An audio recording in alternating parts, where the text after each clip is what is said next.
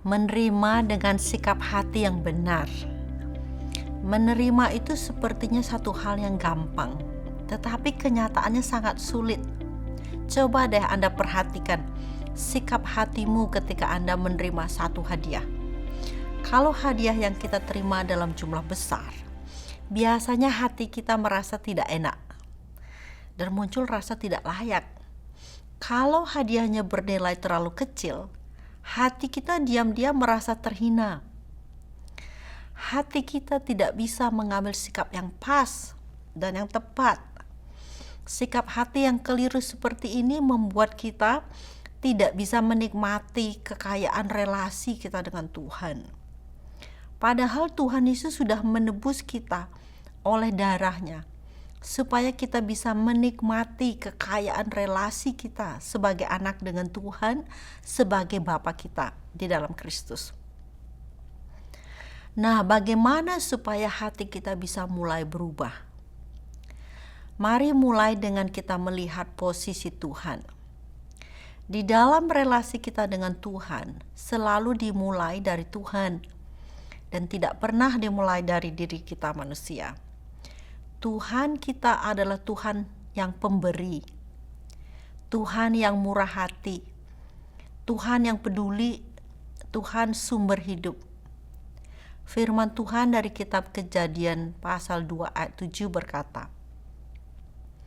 "Ketika itulah Tuhan Allah membentuk manusia itu dari debu tanah dan menghembuskan nafas hidup ke dalam hidungnya. Demikianlah manusia itu menjadi makhluk yang hidup." Kejadian 2 ayat 7. Tuhan memberi nafas dan Adam menerima nafas hidup. Tuhan sebagai pemberi dan Adam sebagai penerima. Tuhan Yesus berkata kepada Marta ketika Lazarus saudaranya meninggal. Jawab Yesus, "Akulah kebangkitan dan hidup. Barang siapa percaya kepadaku, ia akan hidup walaupun ia sudah mati. Dan setiap orang yang hidup dan yang percaya kepadaku tidak akan mati selama-lamanya." Percayakah akan hal ini? Yohanes 11 ayat 25 sampai 26. Nah, di sini kita melihat bahwa Tuhan Yesus sebagai pemberi hidup kekal dan kita yang percaya sebagai penerima. Rasul Paulus dalam suratnya kepada jemaat Tuhan di Korintus mengingatkan mereka bahwa tidak ada yang perlu disombongkan karena apa yang mereka miliki adalah pemberian dari Tuhan. Firman Tuhan berkata, "Sebab siapakah yang menganggap engkau begitu penting?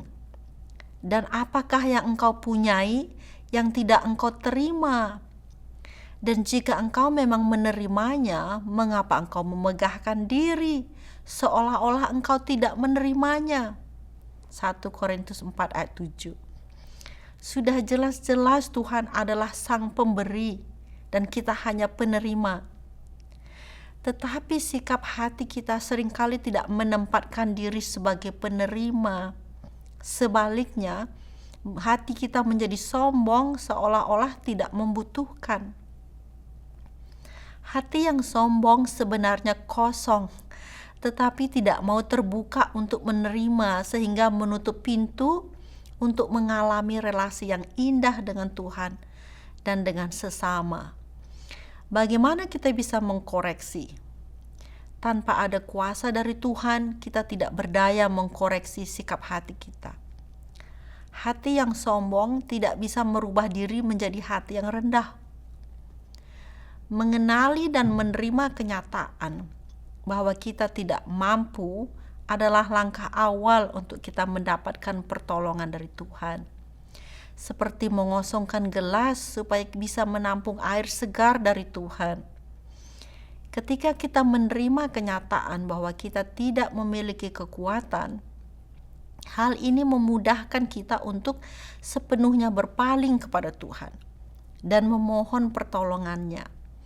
Ketika kita meminta kepada Tuhan, kita memenuhi desainnya Tuhan akan relasi kita dengan Dia dan memberi Tuhan kesempatan untuk mengekspresikan dirinya dengan memberi pertolongan. Hanya ketika kita berada dalam desainnya Tuhan, kita mulai dapat menikmati keindahan relasi kita sebagai penerima dan Tuhan sebagai pemberi. Pemberian Allah terbesar adalah pemberian Tuhan Yesus kepada kita. Tuhan Yesus memberikan hidupnya sebagai korban penebus dosa bagi umat manusia. Diperlukan kerendahan hati untuk mau mengakui dan menerima kebenaran. Sudahkah Anda memohon Tuhan memberikan Anda kerendahan hati, supaya dengan hati yang terbuka Anda menerima pemberian Tuhan? Kiranya Roh Kudus menolong. Amin.